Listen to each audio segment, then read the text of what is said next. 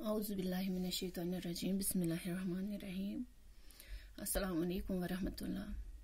Dear students, hope you are doing good along with your families.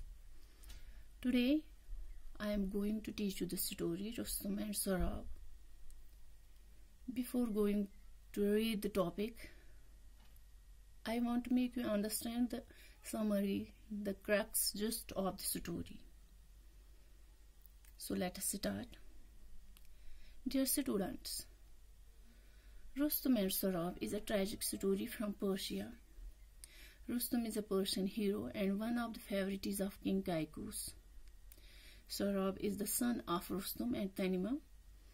Rustum and Sarab never meet in their lifetime until on the battlefield. As no one else dares to fight Rustum, Sarab is sent to fight with Rustum. Though Sarab knows that he is Rustum's son, tragically Rustum doesn't know this fact, who stabs Sarab to death.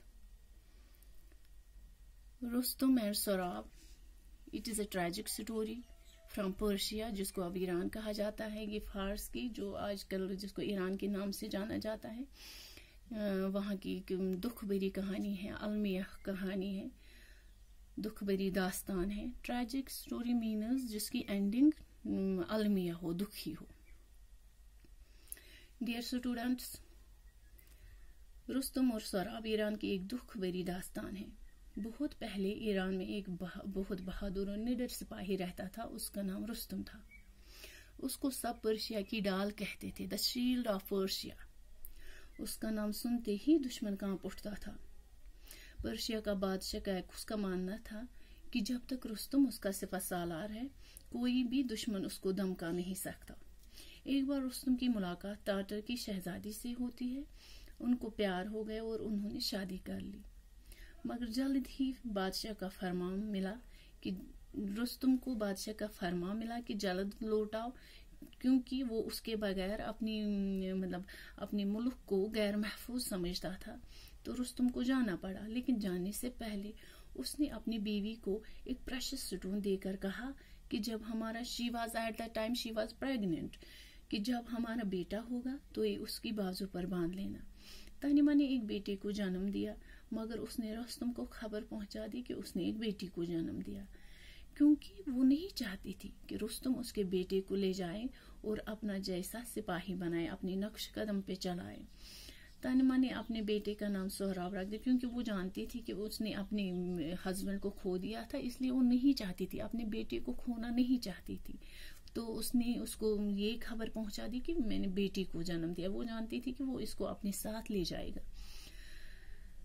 तो सोहराब एक बहुत ही बहादुर और खूबसूरत जवान बन गया.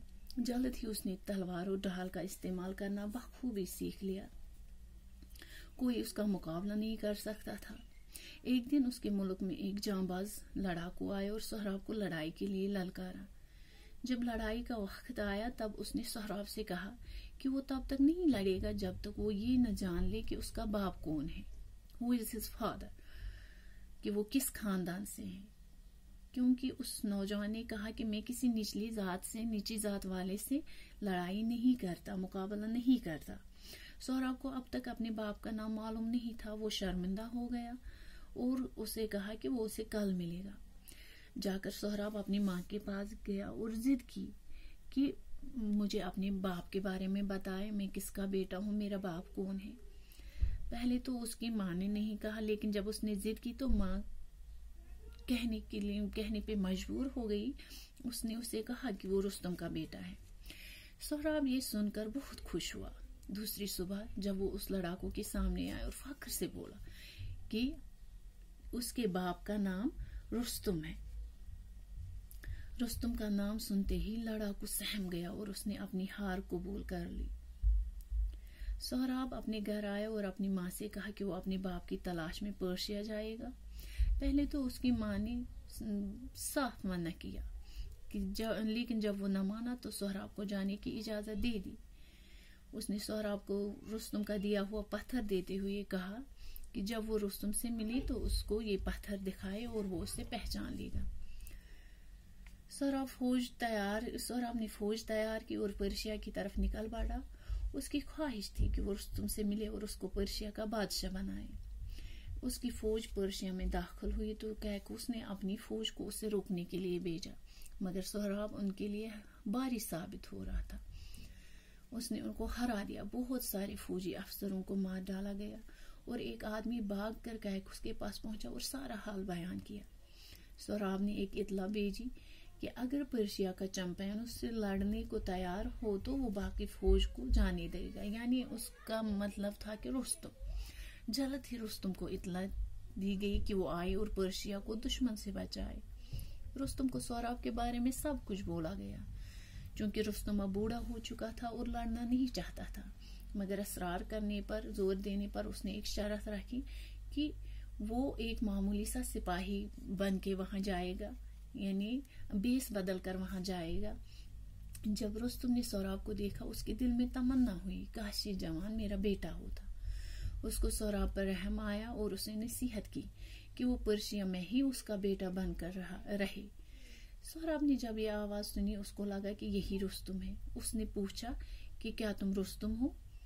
رستم کو لگا سہراب شاید سچ سن کر لڑائی سے پیچھے ہٹ جائے گا، تو اس نے کہا نہیں، وہ میں رستم نہیں ہوں. تب لڑائی شروع ہوتی ہے اور 3 دنوں تک چلتی رہتی.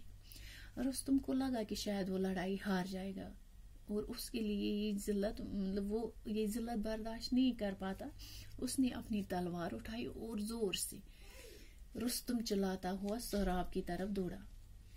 سہراب نے جب رستم کا نام سنا، وار کرے سنا، تو اس نے اپنی ڈال نیچے پھینک دی اور رستم نے زوردار حملہ کیا اور اس کی تلوار سہراب کے جسم کو چیرتی ہوئی نکل گئی. رستم نے سہراب سے کہا کہ ایک نامعلوم سپاہی کے ہاتھوں وہ مارا گیا.